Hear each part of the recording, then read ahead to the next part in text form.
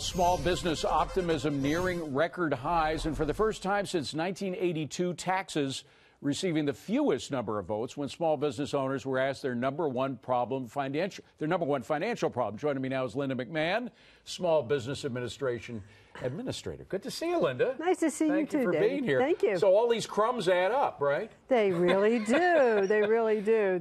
What do these business people think when they see Democrats trying to pour cold water on all of this? They must say, hey, aren't you guys aware of what's happening in your community? Well, I can tell you the small businesses that I'm talking to all over the country, and I've been to 35 states. I've talked to over 700 businesses, roundtables, visiting their companies, et cetera. And they talk about the incredible benefit that the tax cut package has for them. Not only are their taxes reduced and they're investing that money, but there was, there's a bread baker up in Braintree, Massachusetts, who said, you know what? You see this oven over here? It's $1.5 million. He said, I'm now going to be able to buy a new one. I'm going to expand the footprint of my facility. I'm going to bake more bread, hire more people, and have more revenue coming in. And you can have the instant deductions for everything you buy. Absolutely.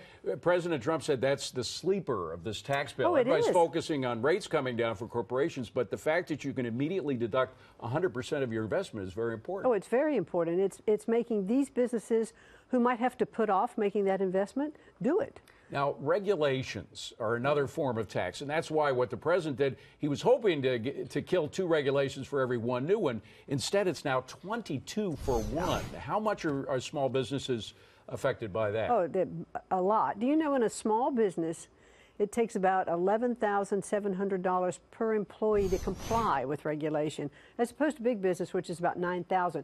Multiply that by the number of employees that any company has and see what the cost of just complying with regulations. Now, no small business will tell me we shouldn't have regulations. They clearly believe that regulations that are necessary should be in place. If they're protecting people's lives, Yes. but if they're just standing in the way of progress, they're doing no good at all. Regulation that says the sign on the men's and women's room has to be a certain size, and if it's not, you're fined. Or if there's a puddle on your farm, it's turned into a water land that you can't put any seeds into.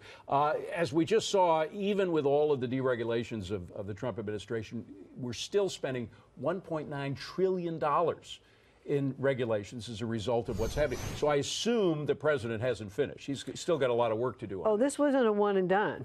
This is continuing with the president. He is still really enforcing this deregulation. I mean, it was 2 to 1, as you said. Now it's 22 to 1. Okay, what's it going to get to? But let's just look at eliminating the unnecessary regulations. And finally, the tax phase 2. The president has talked about that a number of times. Larry Kudlow has now come in. We know Larry cares a lot about individual rates coming down much further and about locking in the individual rates that came down in the first phase. When will we see phase 2 of the tax cuts? Ask Larry. I imagine a lot of small businesses want to know, though, right? They do. But, right now they are incredibly happy with what's been put into place. But you still have a lot of small businesses, forgive me for interrupting, who put in their income is their expense, and they expense everything as part of their own personal income. So if you bring down the top rates even further, they went down, to 35%, you bring them down even further, that's going to affect a lot of small businesses out there. Well, small businesses right now, that are those pass-throughs, they get a 20% deduction on their taxable income before they now pay taxes under the reduced brackets.